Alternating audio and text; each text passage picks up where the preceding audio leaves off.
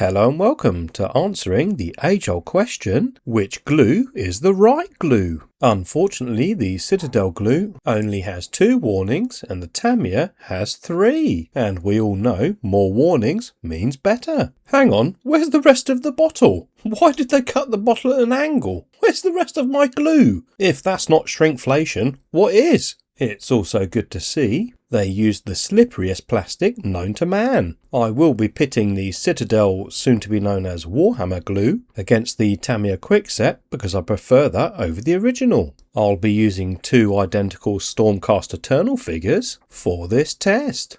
Also, why do all Stormcast Eternal figures look over their left shoulder? Seriously, Google it, it's a thing. Now this Citadel, as grippy as a wet bar of soap glue bottle, reminds me of the Revel we've got grippy bits at the front bottle. I'll address the bluing of the steel precision tip and why you need a lighter later. Before we start gluing, the right way to get ready is to remove all the pieces and clean them, ready for assembly. And don't let anyone tell you otherwise. I'll also get rid of this piece of paper because it looks like it's telling me what to do. For the Tamiya glue model, it's a simple process of dry fitting the piece and then dabbing the glue in the gaps, letting it flow into all the contact points. With a gentle squeeze, the part is now fused together. Oh dear, what is this stringy stuff coming out of the Citadel glue? Why is it so stringy and gooey? That reminds me of my teens when I played with my Revel contactor glue. But seriously, you have to apply the glue to the area that you think you need it, and then ever so delicately place the part where you need it. Now it's time to get serious on how these glues work. The Tamiya glue actually melts the plastic, closing seam lines when pressed together, but the Citadel glue doesn't seem to close the gaps between the parts, which I think... No, sorry, I know we'll struggle on this cloak. Once the Tamiya glue is applied, simply pressing the 2 parts together is all that's needed. As it actually melts the plastic, it creates a positive seam line, which can be easily dealt with later on. Now let's see, with the Citadel, I've got to guess where the contact points glue are. Deals with that same seam line.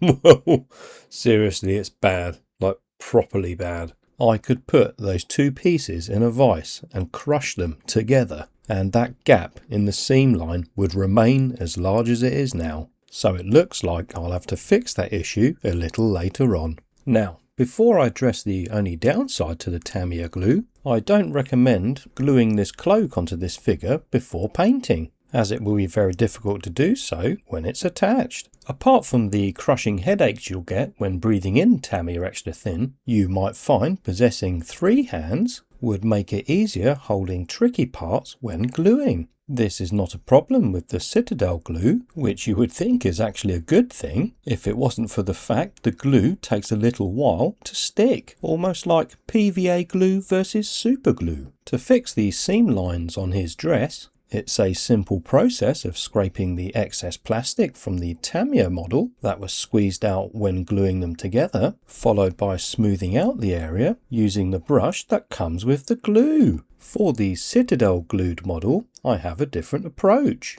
I'm actually going to apply more glue into that Grand Canyon of a gap, as I believe this glue leaves solid mass behind once cured, which I also believe will be a problem for the glue dispenser itself. Even after dabbing off excess glue from the nib before putting the lid back on, I bet some of the glue will harden on the tip of that little metal rod, causing it to get blocked exactly the same as the old Revel contactor glue. Predictably, my Revel glue is actually blocked, so I'll show you how to unblock it. Grab a trusty pair of pliers and simply twist and pull out that little rod. Unfortunately, I couldn't find a Citadel lighter, so I'll have to use this unbranded one instead to briefly light the tip of the dispenser. And I mean briefly. It's only the glue at the very tip that needs burning off. And trying to do this with the nozzle still attached to the bottle is a really bad idea. Now back to scraping his skirt. It's exactly as I thought.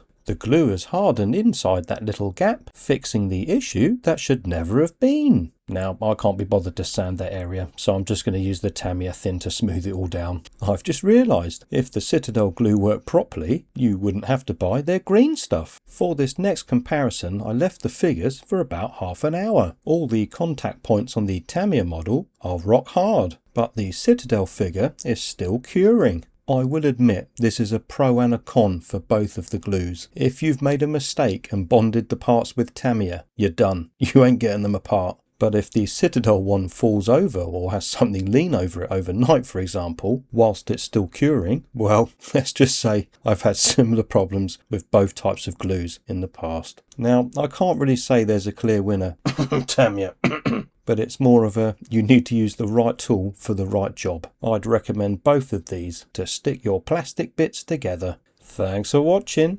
and have fun.